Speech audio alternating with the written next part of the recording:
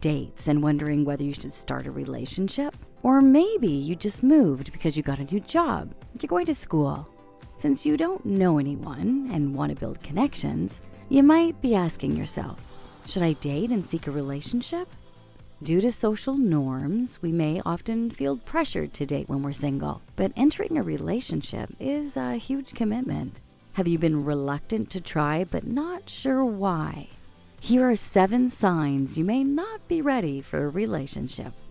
1. You care more about finding the perfect partner instead of working on yourself. Are you constantly daydreaming about finding your Prince Charming or Cinderella? When you're walking down the streets and see many couples holding hands or listening to love songs as you're waiting for the bus, it's normal to think about who your ideal soulmate is.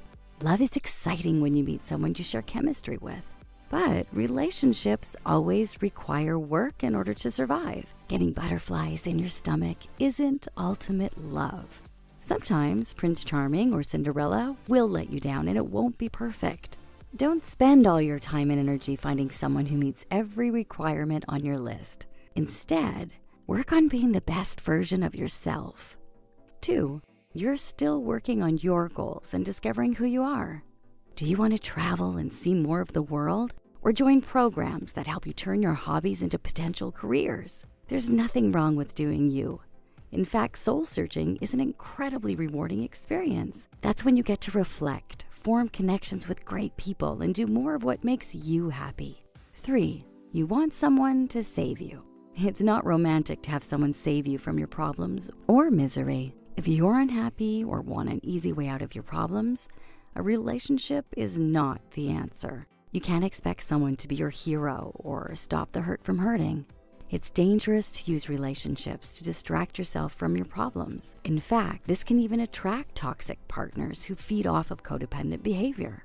Live your life actively and don't wait for someone to show up. If you need help, that's normal and healthy. Surround yourself with supportive people who can be there for you on bad days. 4. You want to save someone else. You can't change or fix someone's damage. When you want to rescue someone from their bad habits, you will consider them more as a project instead of someone you want to be in a relationship with. Although it's possible to fall in love with someone you want to save, this doesn't create the best or healthiest relationships. Trying to change someone who meets your expectations will only leave you with disappointment. Everyone has the capability to change, but through their own will and at their own pace. 5. You still frequently think and talk about your ex. You can't control when or who you meet. That's why life works in mysterious ways. Unfortunately, that's how timing can sometimes be off. Just when you think you're ready to be in a relationship with someone, they may still be recovering from heartbreak and hung up on their ex, or vice versa. If you're having a hard time recovering, check out our video, 5 ways to deal with a breakup. 6. You have a hard time apologizing or admitting when you're wrong. There's one word that describes what every relationship needs: compromise. If you have a habit of thinking you're always right and would rather hold on to your ego instead of making things right, then you may want to hold off entering a relationship. Focus first on learning how to own up to your mistakes. Reflect as often as you can and become more self-aware about the decisions you make. Everything has a consequence. 7. You're emotionally closed off. If you have a tendency to keep your walls up, then you may want to work on being vulnerable first. Practice with your friends and family or a therapist. Being in a relationship means allowing someone to see you for all that you are. It's the only way for someone to love you honestly. But if you have a habit of holding back, you must work through your fears and trust issues before committing to someone.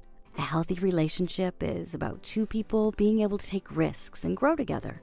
Do you feel uncertain about dating or beginning a relationship? Please share your